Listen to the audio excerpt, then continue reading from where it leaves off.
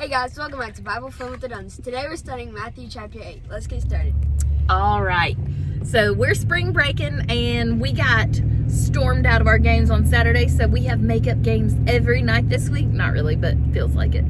But we're excited. Jeb's resting up before his game if you see him doze off. We just read Matthew chapter 8 for Friday, our reading. And we have finished the Sermon on the Mount. That was chapters 5 through 7. And so right after Jesus finishes teaching, he comes down off the mountain and he goes and he starts ministering to people right away. And what we see here, I think Preacher Hubs told us early in the chapter that Matthew, there's a lens for every gospel account because they have different authors, they have different things that they're writing to discuss and to bring out about the gospel. And so the lens that we are reading through in the book of Matthew is Jesus is King. And so what we're going to see all throughout the book of Matthew is Matthew showing how Jesus is King. And this is the perfect chapter to kind of really kick that off and show us. Right away, we see Jesus heal someone who is sick, and he heals them in person. So Jesus is king over health.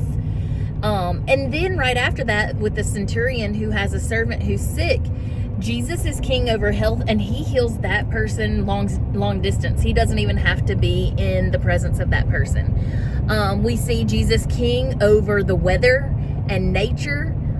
When he calms the storm, and this is just a little blurb about that story. It's one of my favorite Bible stories, and those who saw that miracle are just astonished that Jesus is king. Even the wind and the waves obey him. And then when we see Jesus come up against the demon-possessed men, and he cleanses the men of the demons, and he sends them into the pigs, and the pigs go and jump off the cliff. We see that Jesus is king over demons, over evil. And so Jesus is the best. He's the king of all the kings, the perfect reminder after 2 Kings. That's right. All right, so I want to give you a couple of examples. Jesus is king.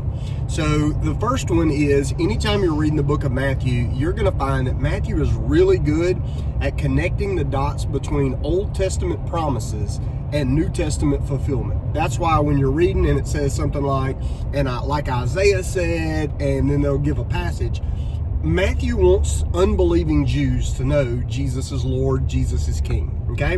So not only is Jesus a really good teacher, he's God. Now, a couple of ways he's going to show you this is he has put this whole chapter together, like stringing things all together, connecting all the dots. So think about king in this way. So not only is the leper coming up to Jesus and saying, because what's his language? The leper says, he says, if you are willing, heal me. So it's not like he can make demands on Jesus. It's all about, this is a citizen coming to a king saying, Lord, I need your help. Okay? Humility. The next story, that's right. So the next story is about this Roman centurion. By the way, there's only 2 or 3 centurions mentioned like through the Gospels and the book of Acts. Every time they're mentioned in good lights. So the Jews hated all the Romans, but the centurions were shown, the ones who came in contact with Jesus, in light of faithfulness. Well, what happens here when this centurion comes to Jesus, he talks about the servant in his house who is sick and he needs Jesus to come. Jesus is like, all right, I'll come on. And the guy said, no, I'm not worthy for you to come into my house. He said, instead, I know you're a busy man, Jesus. Just say it. Just give a command and it'll be done. Why? Because this Gentile understands authority. He serves the emperor of Rome. And guess what? He's probably never even met the emperor of Rome. But when the emperor of Rome gives a command, whether he's in Rome and the centurion is in Jerusalem, guess who obeys? The centurion every time. He said, I know exactly what it's like for a king to give an order, and even people far away listen and obey. And what he's saying, he says, in Jesus, I believe you are better than that kind of king. So you don't even have to come. Just make the order and it'll be done. And then you have the demons. So this is the story. Matthew's going to tell us there's a couple of guys. Another gospel writer is going to just talk about the one, Legion. But this is the same story.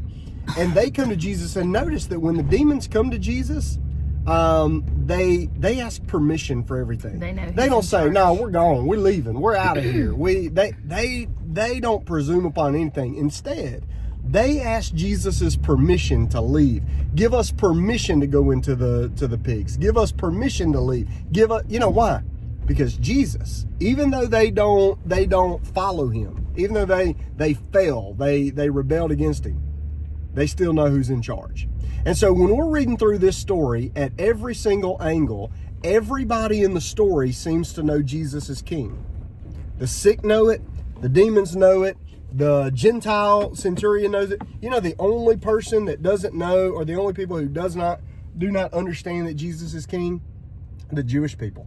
And so as we're reading, here's what we don't want to do. We don't want to be so misguided that we hear everything about Jesus, but we don't accept him as our own king and we follow him. So let's not make the mistake they made. We'll see you next time. Bye. Bye.